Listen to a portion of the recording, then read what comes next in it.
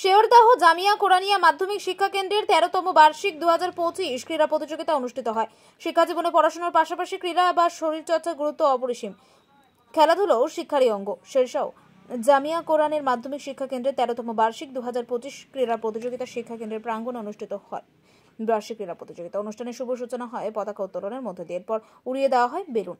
শিক্ষার্থীরা দৌড় প্রতিযোগিতা শুরু করে এবং পুরস্কার বিতরণ অনুষ্ঠানে উপস্থিত ছিলেন পশ্চিমবঙ্গ তৃণমূল মাদ্রাসা টিচার্স অ্যাসোসিয়েশনের মুখ্য উপদেষ্টা মনিরুল ইসলাম, নেতারা, পঞ্চায়েত প্রধান রহমত সাপুই, উক্ত শিক্ষা প্রতিষ্ঠানের প্রধান শিক্ষক সহ অন্যান্যরা, বিশিষ্ট ব্যক্তিবর্গ প্রমুখ।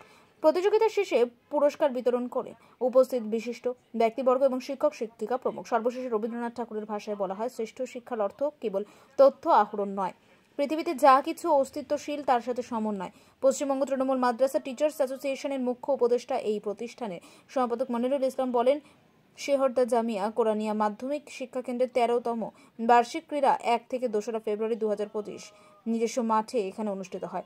ছাত্রদের ইভেন্ট ছিল 100, 200, 400 মাঠের দৌড় এবং ছাত্রীদের 100-200 মিটার দৌড় এবং লং জাম্প। সব ছাত্রছাত্রীদের জন্য ছিল যেমন খুশি সাজু। তাছাড়াও তিনি আরো বলেন, আমাদের মাদ্রাসায় অনেক বড় মাঠ আছে, শুধু একদিন খেলাধুলা করলে হবে না, সারা বছর ধরে খেলাধুলা করতে হবে, তাহলে রাজ্য স্তরে পৌঁছানো যাবে। সেই সঙ্গে আগামী 15ই ফেব্রুয়ারি থেকে 25শে বাৎসরিক ইসালে সওয়াব, দস্তারউদ্দি জলসা, কেরাত ও গজল প্রতিযোগিতা অনুষ্ঠিত হবে।